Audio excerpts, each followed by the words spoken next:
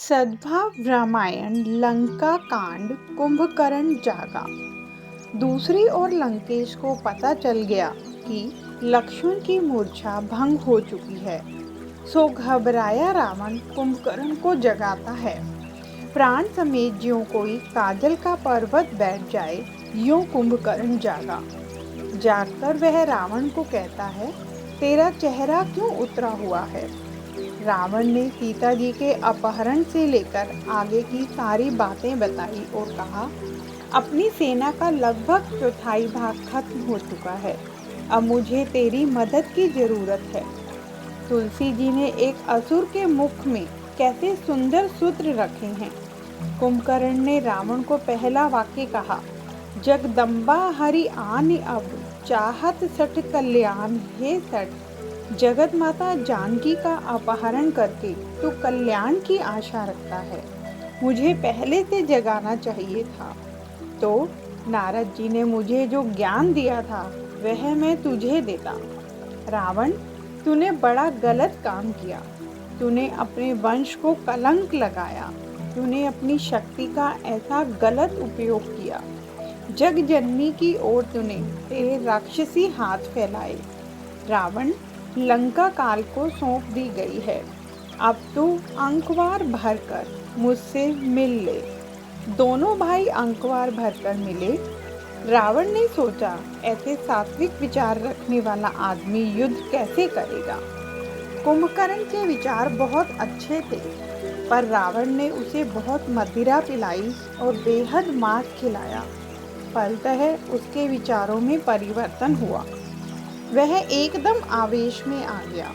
उसने रावण को कहा, मेरे साथ सैनिकों को भेजने की जरूरत नहीं, मैं अकेला काफी हूँ। तुलसीदास के मतानुसार कुंभकर्ण अहंकार का प्रतीक है और सद्गुण सेना को खत्म करने में अकेले अहंकार का दुर्गुण काफी है। अहंकार जब जागृत होता है तब सद्गुणों को खाने लगता है। अहंकार निर्मुक्त प्रभु कृपा से ही हो, पर वह सो जाए तो भी काफी है। रावण की जागृति की अपेक्षा कुंभकर्ण की नींद ठीक थी। कुंभकर्ण अकेला रण मैदान में आया। विभीषण को समाचार मिले। भगवान की मंजूरी लेकर विभीषण कुंभकर्ण को मिलने गए।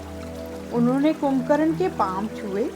नशे में चूर कुंभकर्ण ने पूछा, कौन? आपका अनुज विभीषण। तू अभी तक जीवित है? हाँ बड़े भाई, रावण ने मुझ पर चरण प्रहार कर निकाल दिया, सो मैं राम जी की शरण आया हूँ। राम जी ने मुझे अपना लिया है। राम जी ने तुझे अपनाया? हाँ बड़े भाई, नजदीक आ जाओ भाई। विभीषण कुंभकर्ण के नजदीक गया। कुंभकर्ण ने उसकी हृदय से लगाकर कहा, धन्य धन्य तै धन्य विभीषण, भयहु तात निश्चर कुलभूषण। विभीषण, तू धन्य है। हे भाई, तू राक्षस कुल का भूषण बन गया। उपदेश देने का मुझे अधिकार नहीं, क्योंकि मैं पापी हूँ। मैं शराब पीता हूँ, मांस खाता हूँ, पर तेरा ज्येष्ठ हूँ। इसलिए एक सलाह देता हूँ कि जीवन की आखिरी सांस पर भी राम भजन छोड़ना नहीं। विभीषण, रावण की बुद्धि नष्ट हो चुकी है। मैं भी कार्यवश हो गया हूँ, इसलिए मुझे मेरा या पराया कुछ दिखाई नहीं देता। अब तू चला जा। राघव से कहे, मेरा भाई आ रहा है, जल्दी बाण मारकर मुझे मुक्त कर दे। कुंभकर्ण से मिलकर विभीषण लौटते हैं। राम जी को सारी बातें बताते हैं। फिर तो कुंभकर्ण के साथ भयंकर युद्ध होता है। कुंभकर्ण से कोई लड़ नहीं सकता। सभी बालू बंदर चीखते हैं, यह निश्चर दुकाल सम अहि, कपिकुल देश परन अब चही। कृपा बारीधर राम खरारी, पाही पाही प्रण रतिहारी। यह राक्षस अकाल की तरह वानर रूपी देश में पड़ना चाहता है। हे कृपा रूपी जल के धारण करने वाले मेघरूप श्री राम, खर के शत्रु, हे शरणागतों के दुख हरने वाले, रक्षा कीजिए, रक्षा कीजिए।